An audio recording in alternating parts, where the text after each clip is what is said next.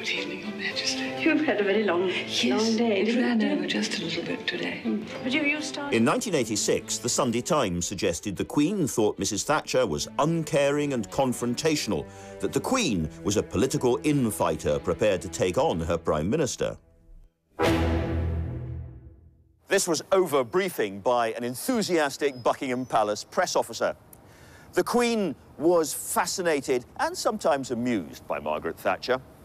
Once, during a particularly stuffy diplomatic reception, when the Iron Lady felt faint for the second year running, the Queen glanced over and said, "Oh, look, she's keeled over again."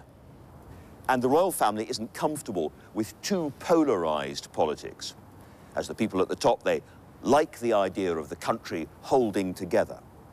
However, the Queen always saw the point of Margaret Thatcher. She admired her guts, and she was intrigued by this self-made female leader. The evidence is generally that actually, on a personal level, they got on very well. No, I think they did. I think they each thought the other was slightly strange, but which indeed was true.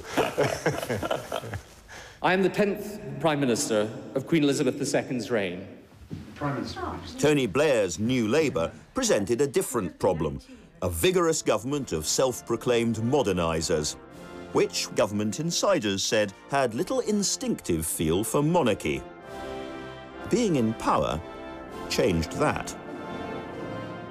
You know, the fact is, any Prime Minister ends up with unexpected events and happenings and crises, and you need to be able to come through those and handle them, and actually handle them psychologically as well as politically.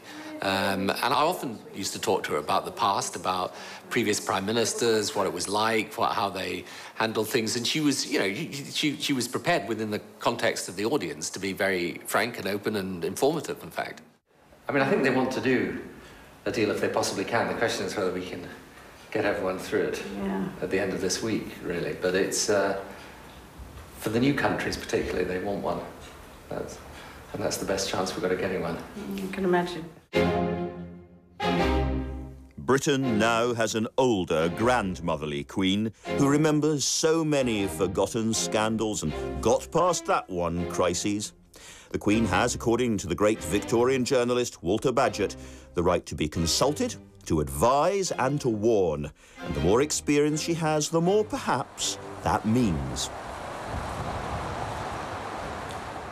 And today, it's David Cameron's turn. We're recording this as it happens on Budget Day and at a time when British pilots are flying over Libya. So there will be a great deal for the Prime Minister and the Queen to talk about once they get down to the meat of their conversation. What will she say to him?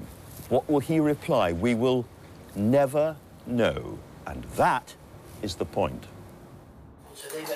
But here's a rare glimpse, though David Cameron's probably keeping his dynamite news or his best gossip for when the camera has gone. I hope what you heard last night, what you heard in the House of Commons was broadly the same. I think it was broadly the same. Yeah, it went well. I was sitting next to me. I think it went well. It was an hour long, but it was a lively House. I'd warm them up a bit beforehand with question time. Oh, yes. But they were also, on Mondays, we had the great Libyan I hear you had the Libyan thing. That was, the House of Commons was an amazingly... probably the only meeting, apart from seeing Mrs. Cameron at the end of the day, it's about the only meeting where there's no one else in the room. And I feel the responsibility as Prime Minister to try and explain my perspective on the big issues going on in the world and the country that week. Does it make you think So it makes clearly? me think, absolutely, because there's no one else in the room, because there are no minutes taken. I think you reveal both to her, but also to yourself, your deepest thinking and deepest worries about these issues, and sometimes that can really help you to reach the answers. Well, that sounds quite sensible. It was good. Full of warnings, mainly for me. It was very good. It was very good. And I sat in the chamber and listened, actually. But does all this really matter? What's it for? Has it in any way changed the lives of the British? The Prime Minister is the executive arm of the government, and the monarch has this extraordinarily important set of ceremonial duties. That means that the country whatever it thinks of its politicians, can feel a great sense of ownership and unity around the institution of the royal family, and in particular Her Majesty the Queen, I think gives us not only all the advantages in terms of people wanting to come to Britain and engage with Britain, but gives us a huge advantage of stability.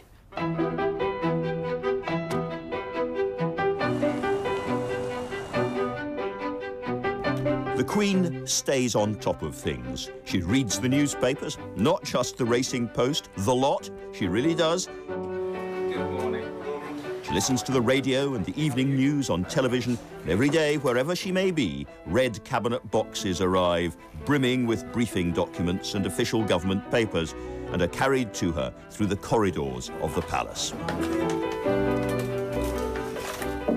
In these boxes have been some of the deepest secrets of the British state over the last 60 years, what they really thought in Whitehall during the most dangerous parts of the Cold War, when the world was on the edge of nuclear annihilation, what they really felt about some of the big domestic stories, those great confrontations. And the Queen really has had an absolute ringside seat for everything that's most important. They call her, in number 10, Reader Number 1. She uses a desk glossy with royal history. Modern British and Commonwealth business is dispatched on furniture which belonged once to the Bourbons of Paris, brought down by the bloody French Revolution. Here is democracy's Reader Number 1, always ready for when the next box of documents arrives.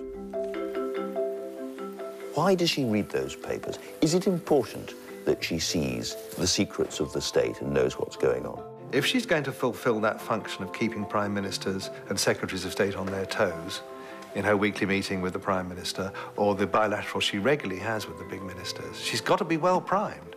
And she has this enormous accumulated compost of memory and knowledge, but you have to keep it up to speed. I suspect it's her equivalent of athletic training. It's her workout. I've heard it said that there are only 3 people in government who really truly understand what's going on. The Chief Secretary to the Treasury, the Prime Minister and the Queen. One of her former private secretaries, way back in the 70s, said that if she wasn't on top of all of this stuff, very quickly people would notice. Prime ministers, ministers, ambassadors, foreign would realise that she didn't know what was going on, and sort of something soggy and soft would happen at the apex of the state. I think that's probably true, although, to be honest, quite a lot of the Queen's functions are almost rubber stamping. I think on a more personal level, if the Queen didn't keep up this great discipline of having to read every single day and keep on top of things, she might never be able to catch up again, or she would feel under pressure. And she has an iron discipline to read.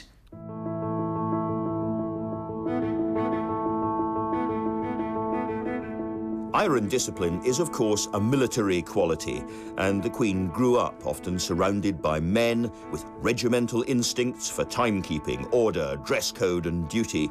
Responsibility was drummed into her. Her South African speech, aged 21, is the speech of a true believer in monarchy, nationhood, God and destiny. There is a motto which has been borne by many of my ancestors, a noble motto: I serve. I declare before you all that my whole life, whether it be long or short, shall be devoted to your service and to the service of our great imperial family to which we all belong. So this is the woman who became Queen and who has never deviated from that oath. And as a figurehead for the monarchy, she is the most well-travelled monarch in history, with more than 325 overseas visits to more than 130 countries, going far beyond the 16 realms of which she's head of state, or the Commonwealth of which she is head. They include Russia, where revolutionaries killed her relative, Tsar Nicholas II, and communist China. Her impact around the world is a continuing story, even deep inside Republican territory. If there's one place on the planet which challenges the idea of monarchy more than any other.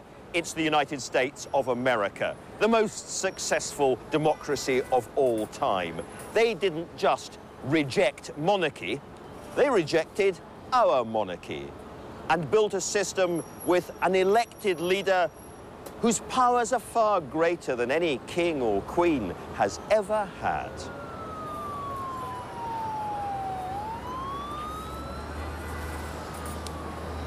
On the other hand, what they lost was continuity. They're always remaking themselves. The Queen remembers Eisenhower, J.F. Kennedy, Nixon, Reagan, Carter. And there's nobody at the apex of the United States you could say that about.